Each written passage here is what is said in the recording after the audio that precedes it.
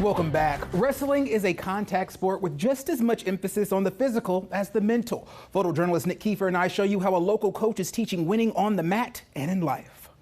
Grab the chin. Long-time dream of my mind was to offer wrestling to the youth in my community. A dream come true. Come on, good. But not without time. I started a wrestling program. All right, back to the walls. Charles Knox, founder of Team of Hard Knocks, has dedicated nearly 4 decades to helping the youth. You be wrestling a guy, you control a guy like this. We want those kids that maybe have a little problems with, controlling their anger or controlling their discipline.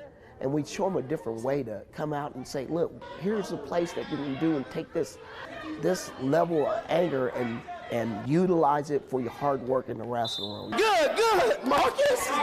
A coach in search of a spark, similar to what his former coach saw in him. The coach lifted me up and he said that, hey, you got a heart like a lion. That was the first time I heard that, but I never forgot those words.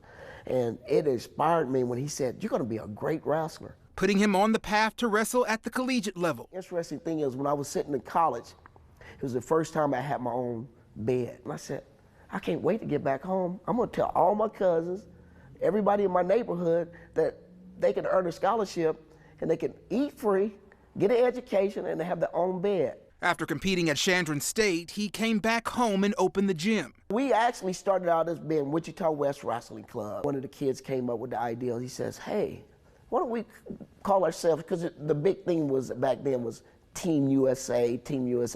And he said, why don't we call ourselves Team or School of Hard Knocks?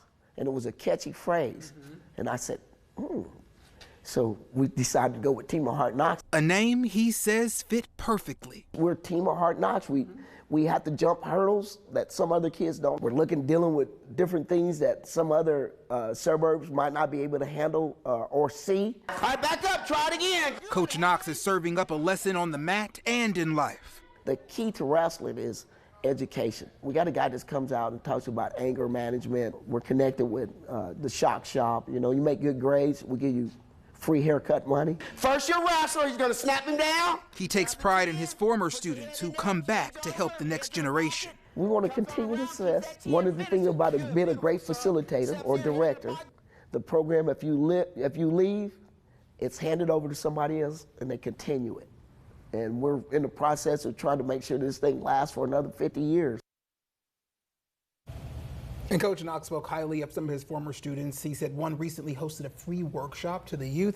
And he also talked about building on what they have. He says that he wants to use one of the rooms at the gym as a place where kids who are hungry can come and eat whenever they want to. And it goes beyond wrestling, but he also talks about it's a ticket to get to where you want to be. And he has really figured out a way to harness that and then pass that to others. And that's a really cool thing. And how this story connects to last week's story, this gym is actually in that strip mall where Bryce, who I featured last week, actually owns all of those buildings. And so just keeping that dream of having Black-owned businesses in that area alive. And did you find them before you interviewed Bryce, or did that come with that interview and that story? I interviewed Bryce. He told me about it. And then when the coach told me about the address, we showed up and I was like, oh, I think I put in the wrong address and went to the place we were supposed to go last week. And I was like, no, it's one of those businesses. So it just all connected. That is a really cool connection, especially in this series of stories.